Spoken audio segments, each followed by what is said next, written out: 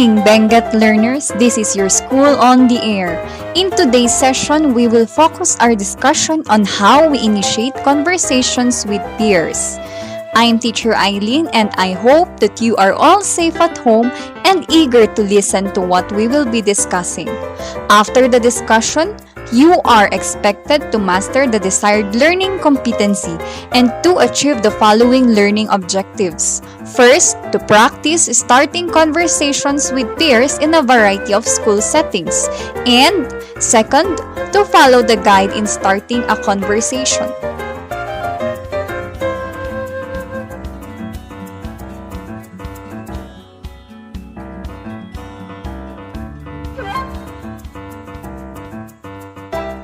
Before we move forward, may I request the parents or guardians to make sure that your child is in a comfortable place and position to learn.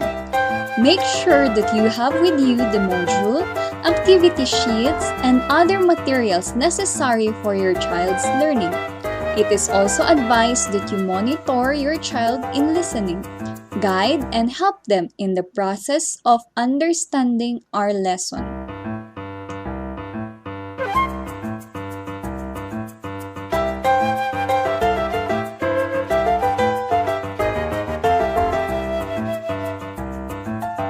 Let us have a short review of the lesson.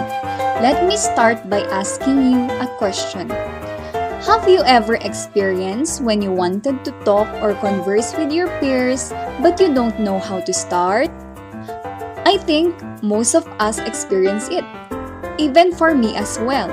A lot of times, a guide was given to help you to start a conversation with your peers with a variety of school settings. Let us review the definition of conversation first. What is a conversation? A conversation is a talk between people where they exchange thoughts. When you were at school, you had your conversations with your peers. There are different situations, times, and places at school that you might have conversations with them, like when you ask for help or information, talk about your favorite subject or games, or even when you solve a problem. Let us go back to the guide for you on how to initiate or start a conversation with your peers. First, look at the person or people you will be talking to.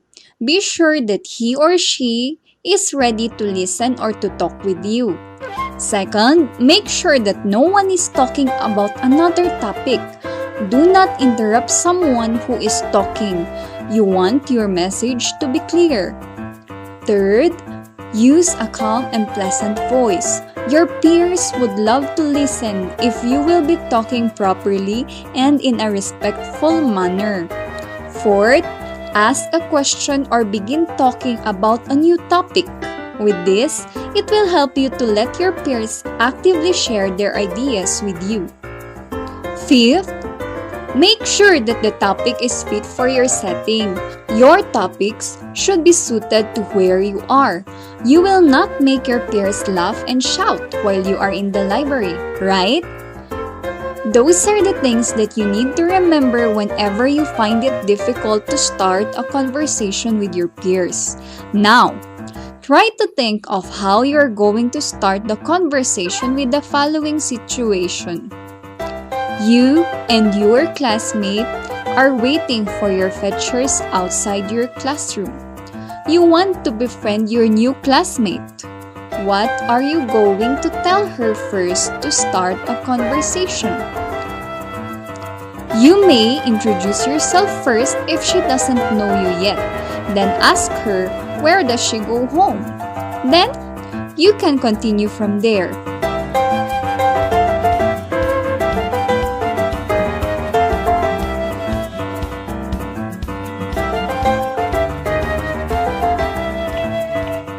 At this point, we now proceed to the post-assessment of your module.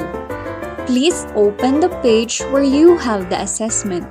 Basing on the questions, there are no definite answers. That's why I will be giving a set of possible answers. The post-test assess how much you have learned in the different activities in the module. In our module, the instruction is to complete the comic strip by writing the appropriate conversation. You were to use the guide to complete your conversation. As I have said a while ago, there are no definite or exact answers for every conversation. I will be giving you a sample of possible answers which may help you determine if you got it correctly. Let us start. Scene 1. Jack and Jones are watching their classmates playing. They are thinking about their favorite games. Your answer is correct if you wrote that the boys are thinking about any of their favorite game. Here is an example. Jack: I really love to play tagu-taguan. Jones: Tumbang Preso is my favorite game. Scene 2. Jack saw Jones. He wants to talk to Jones but he is thinking what to say. Your answer is correct if you wrote something about Jack is thinking of what he will say to Jones. Here is an example. Jack: Oh, Jones is there. I would like to talk to him but I don't know what to say. Scene 3. Jack talked to Jones and asked him something. Your answer is correct if you wrote a question for Jack and Jones answered him back. Here is an example. Jack: What game do you like to play, Jones? Jones: I would like to play Tumbang Preso but I cannot play it alone. Scene 4. Jack and Jones continued to talk with each other. Your answer is correct if you wrote something showing that Jack and Jones continued talking about the same topic. For example, Jack: Oh, I also like to play that game, but I like to play tagu-taguan more.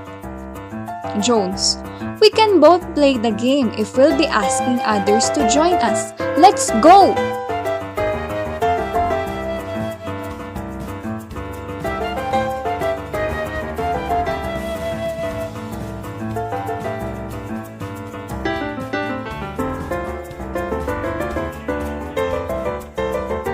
How is your score? Did you get all the correct answers?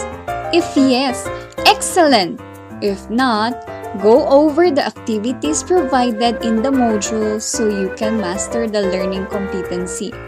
Seek the help of your parents, siblings, or guardians, or whoever is present with you now. Or you can contact your teacher if you have queries regarding your lesson.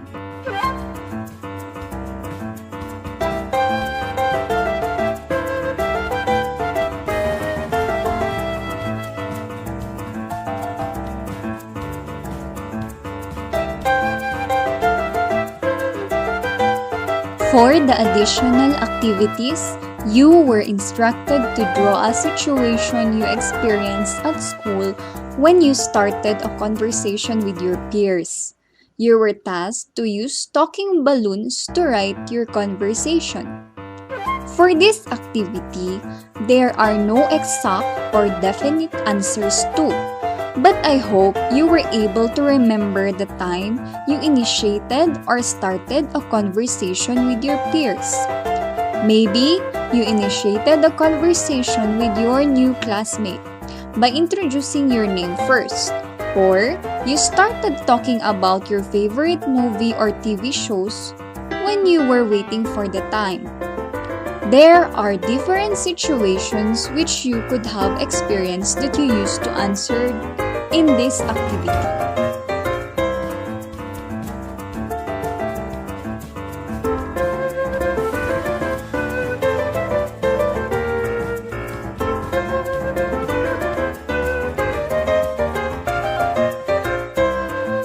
This is the end of our discussion. I hope that you will not forget the guide that was given to you. For now, you may miss talking and chatting with your peers at school, but for the meantime, enjoy staying at home to stay safe. For sure, You will store a lot of stories to share to your classmates and friends when the time comes. It will not be a problem for you to start or initiate conversations with them anymore. Stay tuned for the next episodes. Goodbye, God bless, and stay safe always.